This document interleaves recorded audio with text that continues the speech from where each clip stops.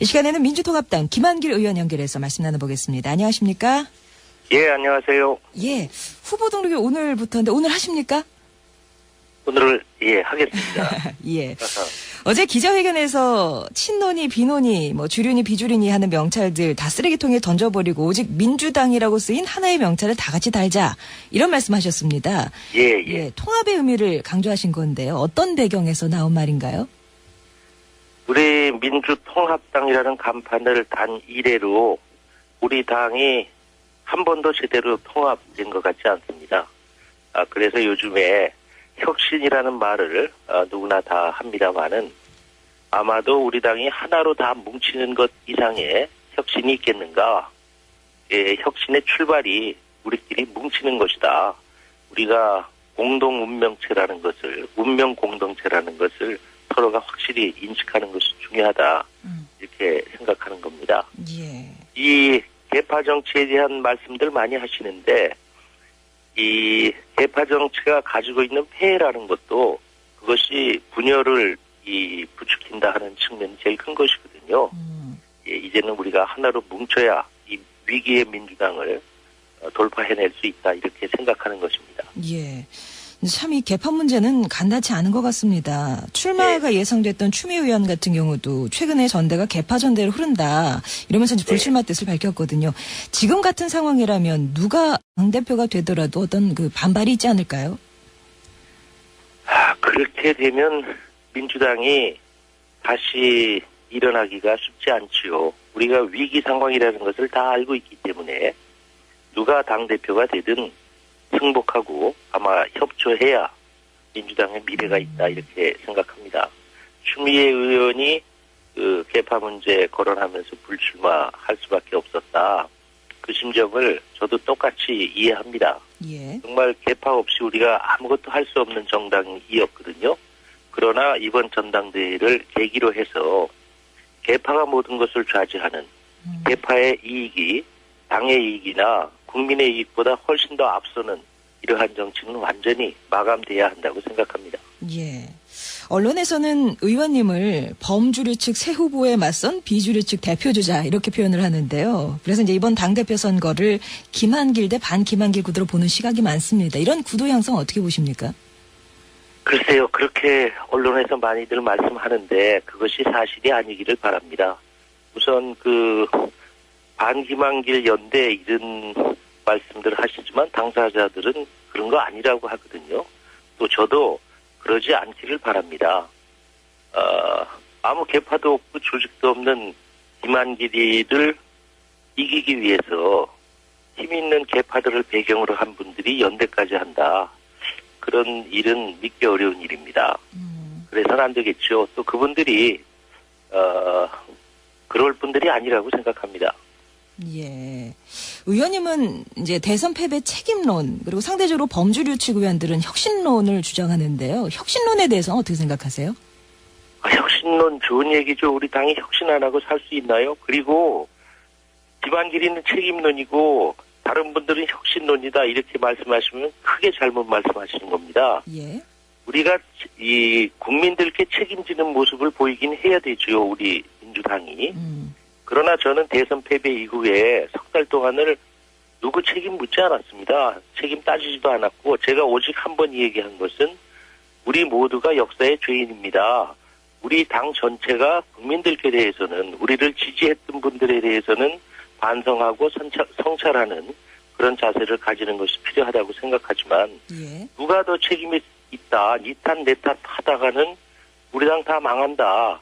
이렇게 생각하고 있습니다. 이 책임론이라는 것이 우리 당 안에 누구를 겨냥하는 그런 얘기여서는 안 될 것이고요.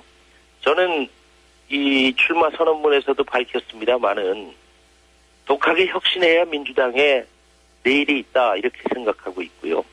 누구보다도 우리 당이 혁신돼야 한다 하는 생각을 강하게 가지고 있습니다.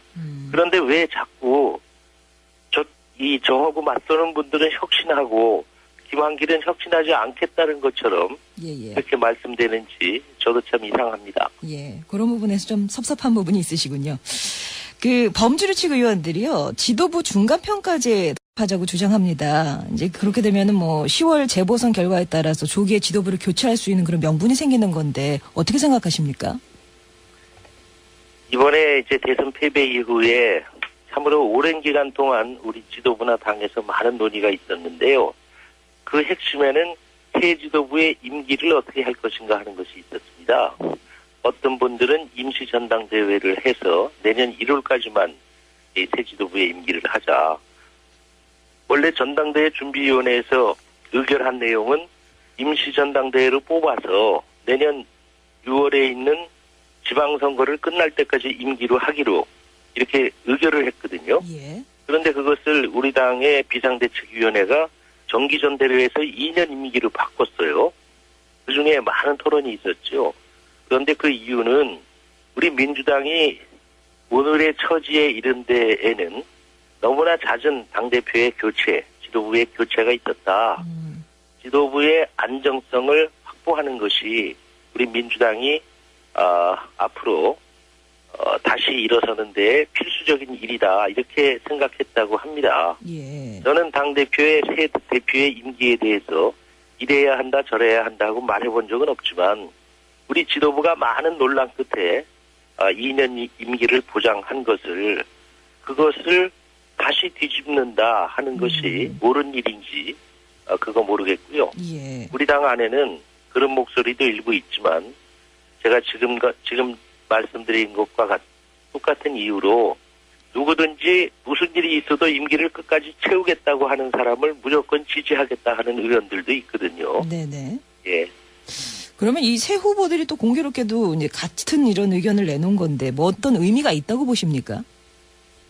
그건 잘 모르겠는데요. 새 후보가 같이 그렇게 하겠다고 하고 있나요? 예, 뭐 신계륜 의원 같은 경우는 10월 재보선 후에 평가가 가능하다. 강기정 의원은 1월 정도, 이용섭 의원은 12월 정도 이렇게 재신임을 물을 수 있다 이렇게 얘기를 하거든요. 이유가 뭐죠? 네. 지금까지 이제 나선 분이 네 분이니까 12월 예비 경선은 열리겠죠. 이제 비록 그 범주류 측이 컷오프전 후보 단일화를 하지는 않았지만 예비 경선을 거쳐서 후보가 3명으로 줄어들면 뭐 서로에게 지지를 보낼 가능성이 크다. 또 그렇게 후보 단일화가 되면 친노가 이제 대거 결집하거나 물밑 지원에 나설 것이다. 이런 어떤 일련의 전망도 나오는데 어떻게 보십니까? 우리 지금 송정혜 씨가 네네. 범주류 이 친노 이름 용어 쓰시잖아요. 예. 그렇게 가능하면 안 쓰시면 좋겠습니다. 계속 이제 그렇게 규정하니까 예. 자꾸만 그분들도 그 틀에 갇히지 않겠어요. 이번에 우리가 당대표 뽑는 것은 특정 계파가 또다시 당의 이 권력을 이 특정 계파가 장악할 우려가 있는 것처럼 되면 그렇게 해서 뽑힌 당 지도부가 과연 혁신을 해낼 수 있겠는가, 기득권 유지하는데 또 급급하지 않겠는가 하는 우려가 있거든요. 예. 범주류라고 하시지만 그분들은 범주류가 뭐냐, 우리는 그렇지 않다고 하고 있잖아요. 그래서 그야말로 이제 그분들도 그렇고 나도 그렇고 또 언론도 그렇고 민주당을 자꾸 이렇게 편가르게 하는 것이 민주당을 상당히 어려운 처지로 내몰고 있다고 생각합니다. 그러면 결국 개파 청산과 어떤 통합을 통한 강한 민주당, 이게 의원님의 결정적 목표인데 당대표로 선출되신다면 이 문제를 그럼 어떻게 풀어나가실 계획이십니까? 저는 물론 개파 정치가 이제 마감돼야 된다고 생각하는데요.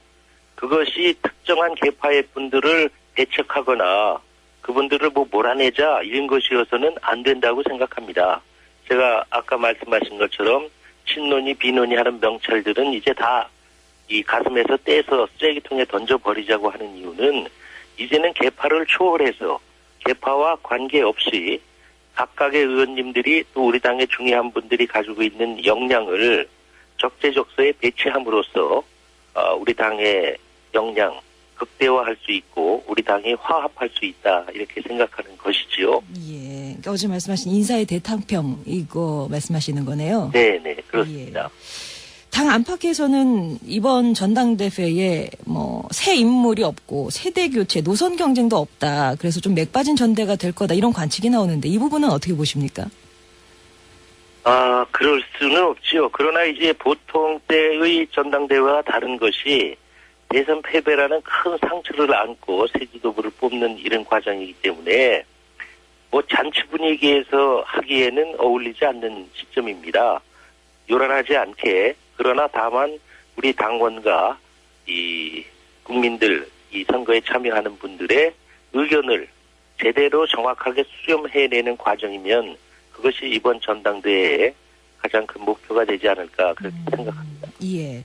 이제 차기 민주당 새 대표에게는 또 안철수 후보와의 관계 설정도 큰 현안이 될 텐데요. 어떻게 그래야 한다고 생각하십니까? 안철수 교수가 이제 재등장해서 야권의 재구성이 임박했다 하는 이제 추측들이 많으신 거 아닙니까? 그런데 물론 우리 당 일부에는 안철수 교수는 안철수 교수고 우리는 우리대로 그냥 가면 된다 하는 주장도 있지만 정치는 현실이니까요. 우리가 외면한다고 해서 안철수 교수와 그분을 지지하는 세력이 이 땅에서 없어지는 것이 아니지요. 다만 안철수 교수가 신당을 무조건 창당하는 것을 목표로 하고 있는 건지 아직 불분명하지만 예. 저는 공개적으로 그렇게 하면 바른 길이 아니다. 그것은 좋아할 세력이 새누리당밖에 없다.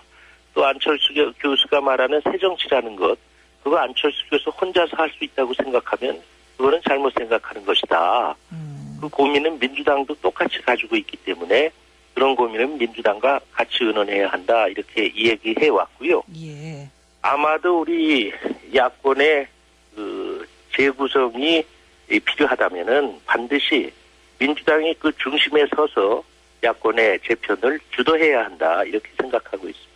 예, 알겠습니다. 의원님은 이제 지난 총선 때 사라진 민주당 당원 제1조, 민주당의 당권은 당원에게 있다. 이 조항을 반드시 되살리겠다. 이렇게 밝히셨는데 이건 어떤 의미입니까? 굉장히 심각한 얘기죠. 민주당의 당권은 당원에게 있다 하는 당헌이라는 게 우리 헌법 같은 거 아니겠어요? 당으로는. 그 당원 1조에 있던 것이 없어져 버렸거든요. 갑자기. 더 중요한 것은 이것을 우리 당원 대부분이 모르고 있다는 것입니다. 이 말은 두 가지 의미가 있죠. 하나는 당의 지도부, 당대표 이런 분들이 민주당의 당권을 독점하고 있는 것은 잘못된 것이다. 이 독점적인 당권의 상당 부분을 사실은 당원들에게 내려놓는 것이 맞다. 그것이 당의 주권이 이 당원에게 있다는 원칙을 지키는 것이다. 이렇게 생각한다는 뜻이고요. 예. 또 하나는 당 안에 당원들에게 당권이 없고 당 밖의 일정한 세력에게 당이 휘둘리는 이런 것은 잘못됐다고 생각하기 때문에 이 사라진 민주당의 당헌 1조, 민주당의 당권은 당원에게 있다 하는 조항을 이번 전당대회를 통해서 반드시 되살려야 한다 이렇게 생각하고 있습니다. 예, 알겠습니다. 오늘 말씀 예. 잠깐만요. 네네. 이런 말씀이 우리 당을 폐쇄적으로 만드는 것 아니냐 하고 우려하시는 분들이 있는데요. 절대로 그렇지 않습니다. 저는 우리 당을 더 개방하고 확장해야 한다고 생각하고요. 다만 이제 개방한다고 하는 것은 문을 연다는 것이고 그 문을 연다는 뜻에는 문 안에 주인이 있다는 것이 전제되어 있는 거 아니겠어요? 그래서 당 안에는 당원들이 중심에 버티고 있고 그 다음에 그 당을 적극적으로 개방하고 확장해야 한다 이렇게 생각합니다. 네네, 알겠습니다. 말씀 잘 들었습니다. 그래요. 네네, 고맙습니다. 지금까지 민주통합당 김한길 의원이었습니다.